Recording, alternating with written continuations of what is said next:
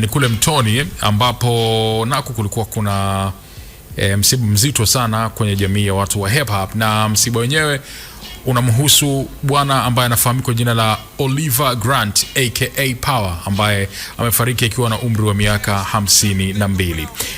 Oliver Power ni nani? Huyu ni moja kati ya wale ambao wanafahamika kama ni uti wa mgongo wa kundi la Wu-Tang Clan. Kwa nini nasema hivyo? Sikiliza wasifu wake. Yeye ni moja kati ya wale members ambao walikuwa ni muhimu zaidi kwenye group, wakiwa kama ni uti wa mgongo, lakini pia alikuwa ni miongoni mwa wale ambao ni waasisi kabisa wa kundi la Wu-Tang Clan, akiwa ni rafiki wa kaka wa kiongozi wa kundi hilo RZA. Huyu bwana alisaidia sana kukuza mtaji wa rekodi, alikuza kuna zile recording sessions ambazo huwa zinafanywa kwa wasanii, nafikiri mtu naelewana. Kwa hiyo yeye alikuwa ndio mtu ambaye amekuza mtaji kwa kiasi kikubwa sana, kwa maana kwamba alikuwa anatafuta pesa kwa ajili ya kufanya hizo recording session. Kumbuka kwamba wao wakati huo hawakuwa vizuri kifedha, kwa hivyo wakawa sasa wanahitaji kupata hizo pesa za aina hiyo. Kwa hiyo huyu jamaa Oliver Grant aka Power alikuwa ni sehemu ya watu ambao walikuwa wanakuza mtaji kwa ajili ya recording session hizo, lakini mara baada ya kuweza kusaidia Wu-Tang wakakamilisha hatua zao zile za recording na kuweza kufanya kazi zao, yeye alitengeneza misingi ya kusaidiana na udhibiti wa kifedha kwenye kundi hilo, kwa maana kwamba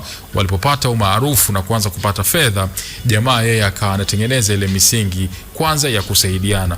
Ikiwa na maana gani? Mfano, rapa mmoja labda alipata dili ambayo itamuingizia $150,000, basi huyu bwana alihakikisha kwamba kiasi kikubwa zaidi anabaki nacho yeye mwenyewe ambaye alifanya hiyo kazi, lakini kiasi fulani kinakwenda kwa ajili ya kuwalinda brothers wengine kwenye kundi.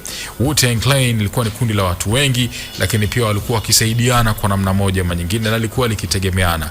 Hili ni moja kati ya yale makundi bora kabisa yaliyotokea kwenye hip hop, na walikuwa wana talent ya kiwango cha juu sana. Hivyo haikuwa ngumu sana kwa mmoja wapo kupata dili binafsi na vitu kama hivyo, lakini kwake yeye alitengeneza hiyo misingi kwamba mmoja anapopata basi kuna kiasi fulani kinakwenda kuwasaidia wengine ili waweze kusurvive, ili waweze kuishi ama wasipate tabu wakati ambapo anaendelea kufanya project nyingine. Na hii iliwasaidia sana kuweza kutengeneza hiyo bonde pamoja na Wu-Tang wakawa kama ndio ndugu. Lakini kitu kingine ni kwamba Oliver Grant aka Power, yeye ndiye alikuwa nyuma au tunasema muhimili wa mavazi ya Wu-Wear ambayo yaliingiza mamilioni ya dola katika mapato ya kundi hili la Wu-Tang Clan. Ilikuwa ni kivazi pendwa kabisa kwa wana hip hop wengi kwenye miaka ya 90, na ilikuwa ni furaha sana mtu kuvaa machata ya Wu-Tang. Tunaita machata, au sio? Yes, kwenye hip hop tunaita machata. Ilikuwa ni furaha mtu kuvaa Wu-Tang, mtu anajivunia, na mpaka leo baadhi ya watu wamekuwa wakiendelea kufurahia kuvaa mavazi hayo. Yeye alikuwa nyuma ya utengenezwaji wa mavazi hayo ambayo yalikwenda kwenye miaka ya 90, yalivaliwa sana ikiwa kama ni Wu-Tang brand, na baadaye akaja kutoka kwenye Wu-Tang brand ikaja mpaka baadaye alivyokuja relaunch tena mwaka 2017 ikiwa inafahamika kwa jina la Wu-Wear.